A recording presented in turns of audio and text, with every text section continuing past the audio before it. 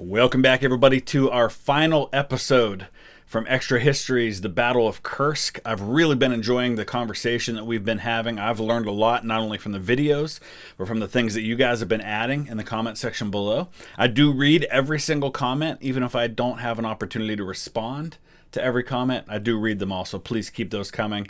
And as always, make sure that you subscribe and turn on the notification bell. And there's a link in the description to our giveaway. We're giving away 3 copies of biography, either an Audible audiobook or the book of your choice that I'll have shipped to you from Amazon. As soon as we hit 50,000 subscribers, which the way things are going is probably about a week away, but it could be less if we start kicking the subscribers into high gear.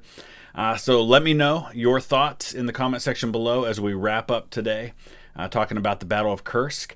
And I'm going to be posting a vote over on Patreon. Welcome to all of you who are new patrons. Thank you for your support. And I welcome continued dialogue there as well. I'm posting a vote over there on Patreon about what the next reaction should be to Extra History. It won't be right away, probably in about a week or so before I do another one. I want to get caught up on some other things that I want to do. But the vote is there, and whatever you guys choose over on Patreon, that's what I will react to next. So let's go ahead and dive into part 4 of the Battle of Kursk.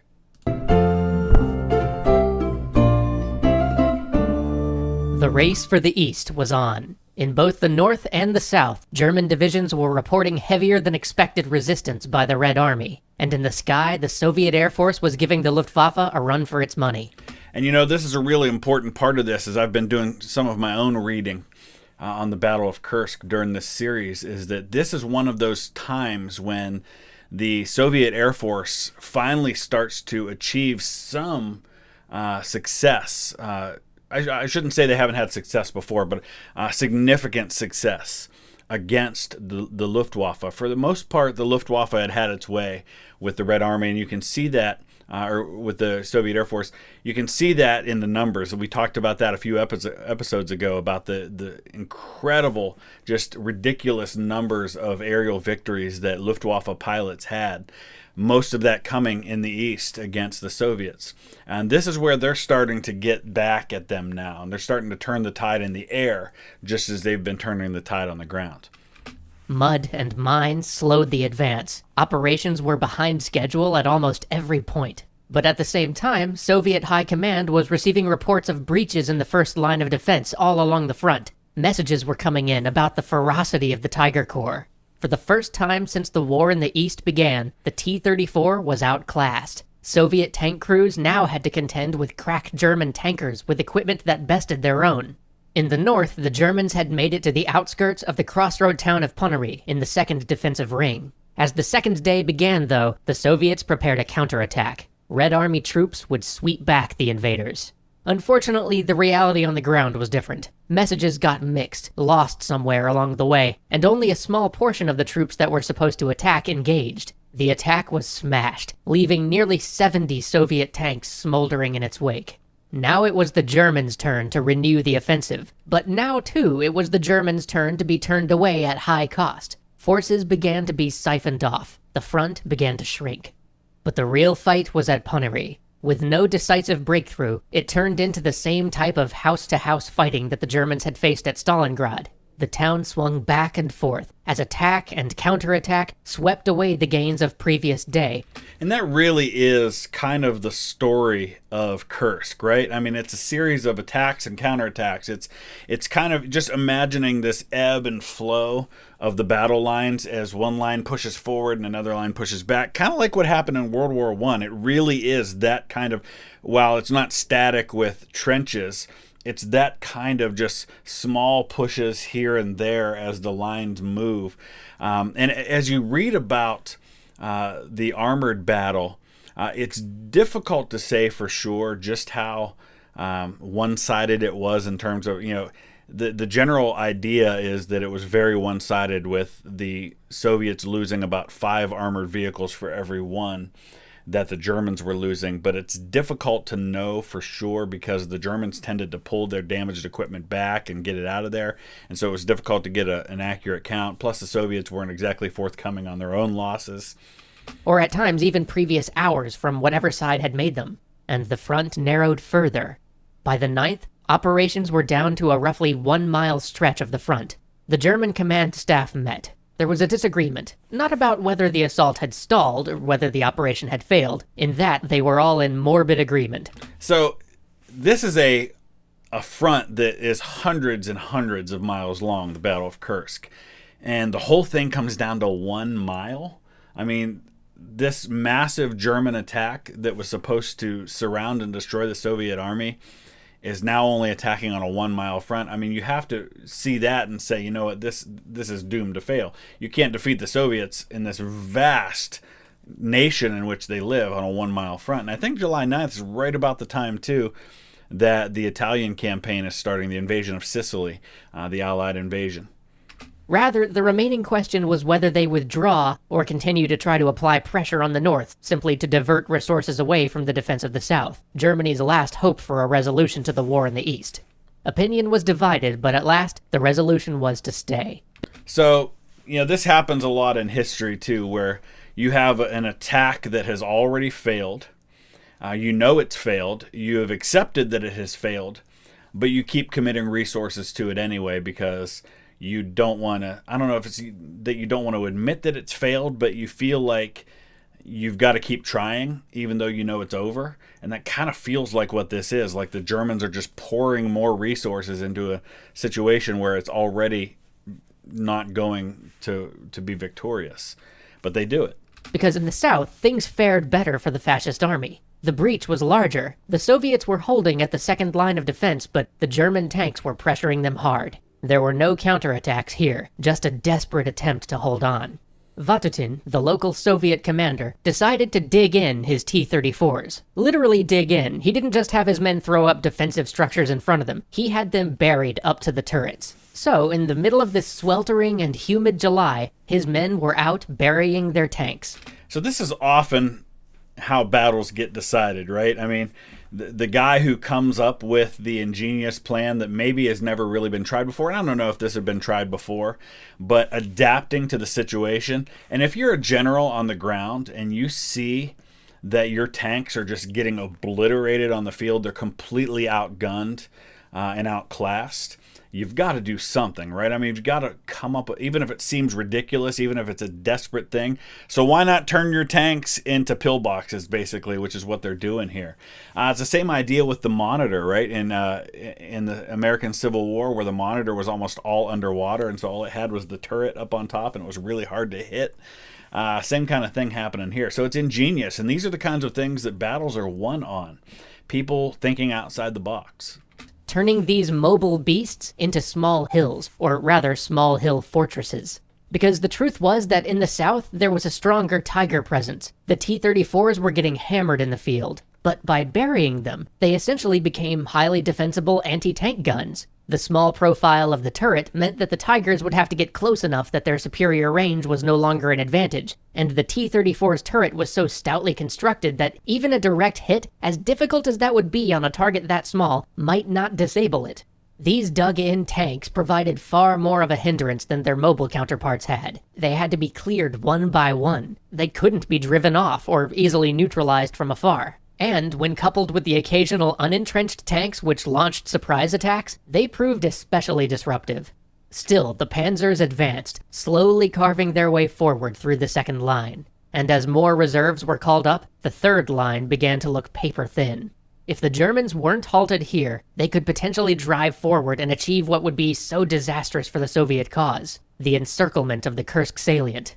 A breakthrough here would be a true breakthrough. More reserves were released. 2 tank corps were pulled forward. The 5th Guards Tank Army and the 5th Guards Army were moved towards the front. But Stalin was willing to play a dangerous game. They had another strategy in the works. If the forces at Kursk could simply pin down the Germans for long enough, other Soviet forces could sweep around them in a crushing counterattack. So the Germans are trying to do a pincer move, and the Soviets, with far superior numbers, are thinking, okay, while you're doing your little pincer move at Kursk, we'll hold you there, and we'll do an even larger one. I mean, and this is already hundreds of miles front. Now you're probably talking thousands of miles to do this. But that's the advantage of having just insane amounts of men and tanks. But this meant reserving troops for this counterattack force, which in turn meant that not every able-bodied tank and rifle could be committed to the defense. The southern front would have to hold with what it now had. But then, the mist and the rain swept in, bogging down the Germans, again causing delays. Still, they pushed on. Slowly, they clawed their way forward, under constant artillery fire, through minefields and past entrenched tanks. But just as it looked as though the front might crack, the Soviets swept in with a massive tank counterattack. It was beaten back, but again, it slowed the advance. Even still, the southern German front was continuing to press forward, especially the SS divisions, which fought with the ferocity and madness that had come to characterize these war criminals and butchers. One SS rifle division was pinned down by a railway, their company commander was wounded, and a second lieutenant named Joachim Kruger took over. He fought like a savage. Twice wounded, he continued to fight. A T-34 flanked his company, and he charged it by himself. Then, in the hail of fire, a bullet ignited a smoke grenade that he'd been holding in his pants pocket. He ripped off his pants and undergarments and continued to lead the fight. Against such madness, what could the Soviets do? Can anybody tell me if there's ever been another situation documented in the history of warfare where a guy ripped off his pants and attacked naked across the battlefield? I'm sure that maybe in ancient times something like that maybe happened, but those are the kinds of things you just can't make up. I think he got the highest German award for valor for this, but I also think he died not long afterwards. I don't know if it was from this particular battle he was wounded and died from those wounds, or if it was in the counterattack later. But the order came down from on high that the front must hold, and so they would. It would be a fight to the last, because after this line there was nothing. Just open ground, and the possibility of a lot of trapped men.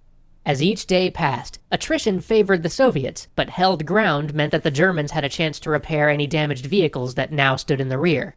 Still, even with these repairs, the German tank corps were but a fraction of the strength that they had initially started this offensive with, and their infantry reserves had run out. The decisive showdown had to come, and on July 12th, it did, on the fields of Prokhorovka. The Germans were on the verge of the breakthrough they needed to seal Operation Citadel. Something had to be done. The Soviets' 5th Guards Tank Army, which had been brought up, was finally deployed to surprise and cut off the German advance. On the morning of the 12th, with artillery raining down, 1,000 tanks met in the field. At first caught off guard, the Germans met, then fought off the Soviet charge. Hundreds of Soviet tanks were left smoldering ruins, while fewer than 50 German tanks were damaged beyond repair. But the breakthrough that the Germans so desperately needed did not happen. The advance had been halted for the day. Again. And then, word started to come down. The Allies had invaded Sicily. Hitler ordered the operation called off, the troops recalled to fight a European invasion. His officers protested. They were so close. But he would not hear of it. The order was given. Manstein planned to give it one last push, but even as this was getting underway, Stalin's long-planned counterattack was beginning to roll out. So I don't know, and maybe some of you who are more familiar with the fighting on the Eastern Front can tell me, but I know that we're kind of spinning this as a battle that really kind of held the future of the Eastern Front and the balance and maybe the war. I don't know that the Germans were ever really that close to winning the Battle of Kursk. At least looking at the maps and looking at how far they advanced, they still had a long way to go, but maybe they were near that last layer of defense. I don't know, but I get the impression from reading everything and from what I've looked at that it wasn't nearly as close as it sounds or as it seems. Maybe I'm wrong. The Soviets would hit the Nazi German forces with a force size and ferocity they were not expecting. It was a total rout. The Eastern Front collapsed. After this, the Germans would never again go on the offensive in the east. They would never again have a major victory against Soviet forces. They would fall back, and back, and back, until nearly 2 years later, Soviet troops entered Berlin. And so it's interesting if you think about it that probably the two determining battles in the Eastern Front are Stalingrad and then Kursk. And then at that point, it's basically just Germany backing up. And never really making a serious threat to the Soviets after that. But this is all still a full year before Normandy. So it's a long time before things are happening in the West, and you have to feel like even if, I don't know, I mean, maybe I'm wrong about this, but even if the Allies had not landed at Normandy, that probably the Red Army eventually takes Berlin anyway. So I don't know, but I mean, you get the sense that things were inevitable on the Eastern Front with or without the Western Allies. But obviously, as you can see from the end of this, that the landings at Sicily had an effect, at least on Hitler's perspective on things in the East. But you have to wonder if the Germans were really caught that much by surprise by the landings at Sicily. You would think they would have kind of had a sense it was coming. And it makes you wonder about, why would you launch such an attack at Kursk in July of 1943 unless you really didn't know that the landings at Sicily were imminent. So again, is this a intelligence failure, or is this just a thing where the Germans thought they could win fast enough at Kursk that it wouldn't matter what happened in Italy? I don't know. These are all the kinds of things I'm thinking out loud as I'm trying to understand the German viewpoint and the German strategy with all of this. But I want to study more about this. And yes, I am definitely going to react to the song Panzerkampf. I know that that's about this battle. Into the motherland, the German army march. I have heard that song. I've listened to it. It's pretty cool. And, anytime you have one like with the name Panzerkampf, which I guess translates as tank fight, tank struggle. I know Panzer technically means armor in German, but it also means tank. Kind of like tank has different meanings in English. But anyway, I'm thinking out loud. But let me know your thoughts about the Battle of Kursk and about the stuff I just talked about. Head on over to Patreon and vote if you are a patron. If you can't be, that's okay. Every time you watch, hit like, leave a comment. You are supporting this channel, and I'm grateful for that. Thanks, and we'll see you again soon.